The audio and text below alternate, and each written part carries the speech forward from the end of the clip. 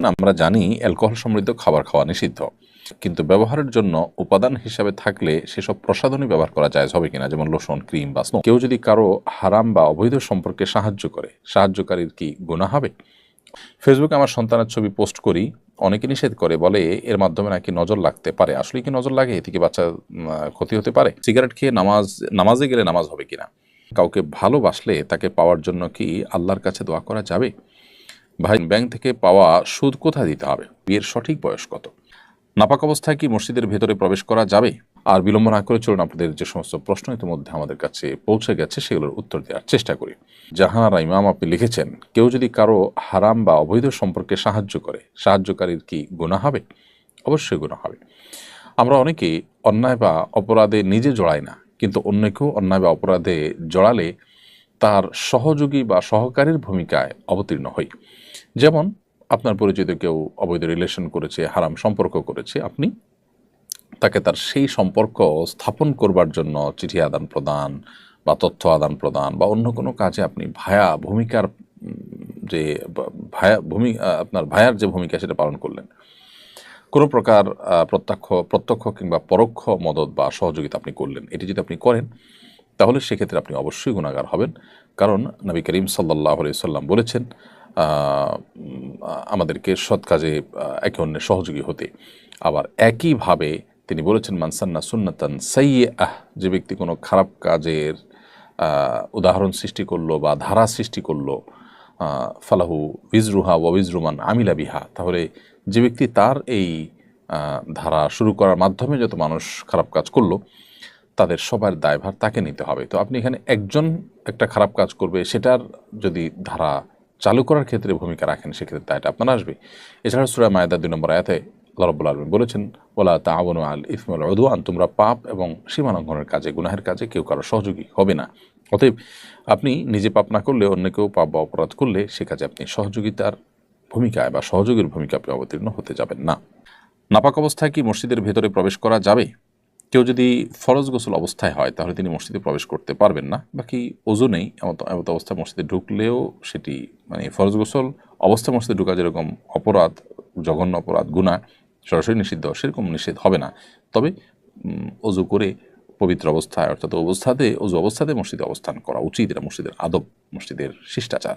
আর ফরজ গোসল অবস্থাতে মসজিদে অবস্থান করা তো জায়েজ নয়। যদি কেউ ইতিকাফরত থাকেন, গোসল ফরজ হয়, দ্রুততার সাথে তিনি ফরজ গোসল করে তারপর আবার মসজিদে তিনি প্রবেশ করবেন। আর গোসল ফরজ হলে সে অবস্থায় তিনি মসজিদে প্রবেশ করবেন না, কারণ মসজিদ এটি পবিত্র জায়গা এবং পবিত্র লোকদের জন্য। বিধায় এ ধরনের অপবিত্রতা এটা নিয়ে মসজিদে প্রবেশ করা গুনাহের কাজ। এরপরে গেমিং উইথ রানা আপনি লিখেছেন আইডি থেকে, বিয়ের সঠিক বয়স কত? দেখুন, বিয়ের সঠিক বয়স ইসলাম শরিয়া কোনো ফিক্স করে দেয়নি যে এত বছর বয়স হলে তারপর বিয়ে করা যাবে, বা এর আগে করা যাবে না, বা এর পরে করা যাবে না। বিয়ের বয়সটাকে ইসলাম উন্মুক্ত রেখেছে। যার যখন বিয়ে করার প্রয়োজন দেখা দিবে তার জন্য তখন বিয়ে করা শরীয়ত আবশ্যক করেছে, যদি তার বিয়ে না করলে গুনাহে লিপ্ত হন, বিয়ে করার সামর্থ্য থাকে। বিশেষ করে তরুণ বয়সে ইসলাম বিয়ে করতে উৎসাহিত করেছে, কিন্তু এর কোনো সময়সীমা ঠিক করে দেয়নি শরীয়ত। অতএব শরিয়ার দৃষ্টিভঙ্গিটা এক্ষেত্রে যথেষ্ট প্রশস্ত রয়েছে। আপনি লিখেছেন, ব্যাংক থেকে পাওয়া সুদ কোথায় দিতে হবে? ব্যাংক থেকে সুদ যদি অটোমেটিক চলে আসে তাহলে সেক্ষেত্রে সেটা গরিব দুঃখী অভাবী মানুষদেরকে দান করে দিবেন সওয়াব নিয়ত করা ছাড়া। যেহেতু ব্যাংকের এই সুদ তার প্রকৃত প্রাপককে তাকে খুঁজে বের করে ফেরত দেওয়া সম্ভব না, সেজন্য এই কাজটি আপনি করবেন। আর যদি শুধু ব্যাংকে লেনদেন না করার সুযোগ থাকে, অপশন থাকে, তাহলে সেটাকেই আপনার গ্রহণ করা উচিত। রাজু লিখেছেন, কাউকে ভালোবাসলে তাকে পাওয়ার জন্য কি আল্লাহর কাছে দোয়া করা যাবে? ভাই রাজু ইসলাম, কাউকে যদি আপনি ভালোবাসেন, কাউকে পছন্দ করেন, বিয়ের আগে যে পছন্দ করাটা, এই পছন্দ করা এক জিনিস আর ভালোবাসা আরেক জিনিস। পছন্দ করলেন সেটি তো হতেই পারে, তাহলে আল্লাহর কাছে বললেন যে আল্লাহ অমুককে আমার কাছে দিনদার মনে হয়, আমি তাকে পেতে চাই। আপনি দোয়া করতে পারেন, কিন্তু তার চেয়ে উত্তম দোয়া, আদর্শ দোয়া হলো যে আল্লাহ যদি তাকে পাওয়ার মধ্যে আমার কল্যাণকর হয় আপনি ব্যবস্থা করে দিন, আর না হলে আমার মন থেকে তাকে দূর করে দিন। এটি হলো সবচেয়ে আদর্শ দোয়া, সবচেয়ে সঠিক দোয়া। কারণ আপনি যাকে পাওয়াটাকে গুরুত্বপূর্ণ মনে করছেন, ভালো মনে করছেন, তাকে পাওয়াটা গুরুত্বপূর্ণ নাও হতে পারে, আপনার জন্য বরং ক্ষতিকরও হতে পারে। সে বিষয়টি আমাদের মাথায় থাকতে হবে। আর বিবাহের আগে এই তথাকথিত ভালোবাসা, কারোর প্রতি এটা হারাম। অতএব পছন্দ হওয়া কোনো কারণে তার সম্পর্কে জানলেন, জানার সুযোগ হয়েছে, কাকতালীয়ভাবে জেনেছেন, সেই জায়গা থেকে আপনি তাকে পছন্দ করেন, সেটা ভিন্ন বিষয়। কিন্তু তাকে রীতিমতো ভালোবাসেন, স্বামী স্ত্রীকে যেরকম ভালোবাসে সেরকম ভালোবাসেন, তাকে ফিল করেন এবং আপনি এই পছন্দ হওয়াটাকে আরও ডিপ লেভেলে নিয়ে গেছেন, তো সেটা অবশ্যই গুনাহের কথা, সেটা কিন্তু জায়েজ নয়। আশরাফুল আহমেদ আপনি লিখেছেন, সিগারেট খেয়ে নামাজে গেলে নামাজ হবে কিনা?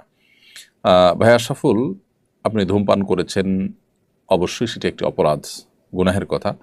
আবার সেটা খেয়ে পান করে আপনি যদি নামাজে যান, তাহলে সেক্ষেত্রে মুখের যে দুর্গন্ধ আছে সেই দুর্গন্ধে কোনো মানুষ ক্ষতিগ্রস্ত হতে পারে, সেই জন্য কোনো মানুষের কষ্ট হতে পারে, সেই জন্য এটি নাজায়েজ কথা। অর্থাৎ আপনি ধূমপান করলেন, ধূমপান করে সেটা মসজিদে মুসল্লিদের কষ্টের কারণ হলে সেটি গুনাহের কথা। কিন্তু সেই সাথে আপনাকে এও মাথায় রাখতে হবে, যদি আপনি ধূমপান করেন এবং ধূমপান করার পর মসজিদে গিয়ে নামাজ পড়েন, তাহলে সেক্ষেত্রে নামাজটা হয়ে যাবে।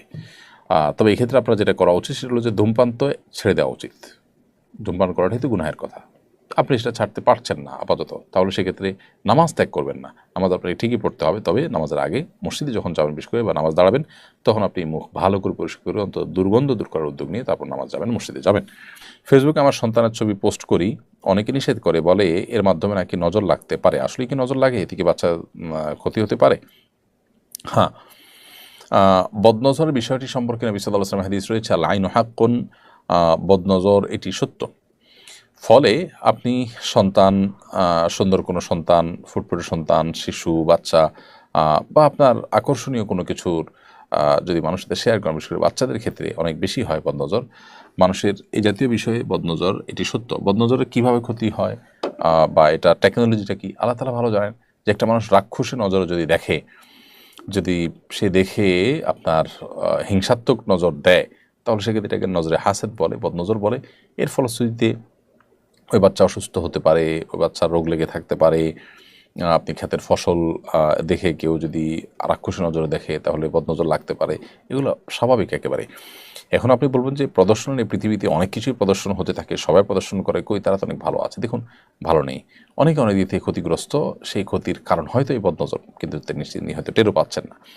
তো কিভাবে এই বিষয়টা কাজ করে যে একজন রাক্ষসীর দৃষ্টিতে তাকালো আর একজনের ক্ষতি হয়ে গেল, কিভাবে হতে পারে? এই বিষয়ে আল্লাহ রাব্বুল আলামিনের টেকনোলজি আমাদের বুঝে আসাটা আবশ্যক নয়? হতে পারে আমরা এটা বুঝি না। অনেক টেকনোলজি কিন্তু আমাদের বোধগম্য নয়, কিন্তু সেটাকে আমরা অস্বীকার করি না। ঠিক এটাও সেরকম। কোনো কোনো হাদিস থেকে বোঝা যায় যে মানুষকে বদনজর সেটি কবর পর্যন্ত পৌঁছে দিতে পারে। আর একটি উট, আকর্ষণীয় একটি প্রাণী, সেটি যদি কারো বদনজরের কবলে পড়ে, তাহলে সেটিকে মৃত্যু পর্যন্ত নিয়ে যেতে পারে। অর্থাৎ সেটা এমন পর্যায়ে অসুস্থ, রুগ্ন হয়ে যেতে পারে যে বাধ্য হয়ে মানুষ জবাই করে সেটাকে খেয়ে ফেলেছে, এরকম পর্যায়ে যেতে হতে পারে উটের যেভাবে জবের পদ্ধতি, অর্থাৎ নহত্যার মাধ্যমে। তো যাই হোক, বদনজরের বিষয়টি সত্য, এটি আমাদের অস্বীকার করবার কোনো সুযোগ নেই এবং বিশুদ্ধ হাদিস দ্বারা এটি প্রমাণিত। এরপর তানজিলা ইসলাম আপনি লিখেছেন, আমরা জানি অ্যালকোহল সমৃদ্ধ খাবার খাওয়া নিষিদ্ধ, কিন্তু ব্যবহারের জন্য উপাদান হিসাবে থাকলে সেসব প্রসাধনী ব্যবহার করা যায় হবে কিনা, যেমন লোশন, ক্রিম বা স্নো। বোন তানজিলা ইসলাম, আমরা যে সমস্ত প্রসাধনী ব্যবহার করি, এই প্রসাধনীগুলোতে অনেক প্রসাধনীতে হারাম উপাদান রয়েছে, যেগুলো ব্যবহার করা আমাদের জন্য জায়েজ নয়।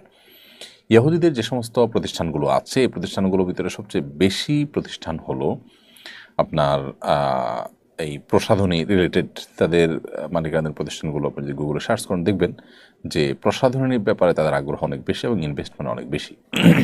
এখানে হারাম উপাদান খুব সূক্ষ্মভাবে মেশানো হয়। শুকরের অনেক কিছু থাকে যেগুলো আসলে আমরা অনেকে জানিও না। আর দ্বিতীয়ত হলো, মনে করি যে এখানে আর হালাল হারামের কী আছে। আরেকটা বিষয় হলো যে এগুলোর সাথে আমাদের আসলে মনস্তত্ত্বের একটা গভীর সম্পর্ক আছে এই প্রসাধনীর।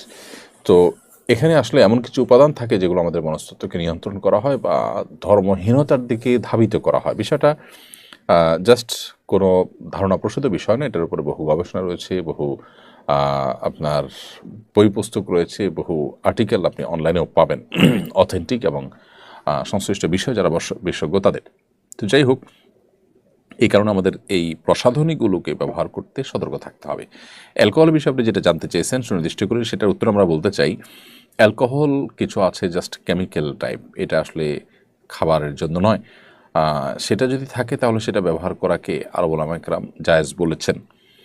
সৌদি আরবের উলামা ইকরাম জায়েজ বলেছেন। শেখ মোহাম্মদ সালেহ আল মুনাজ্জিদ হাফিজাহুল্লাহ ইসলাম কিউয়েতে এবং অন্যান্য উলামা ইকরাম তারা এটিকে জায়েজ বলেছেন, বিকজ এটি আসলে পান করার যে অ্যালকোহল, মাদক, সেটি তার আওতায় নয়, এটি জাস্ট একটা কেমিক্যাল এবং এটি পান উপযোগীই না।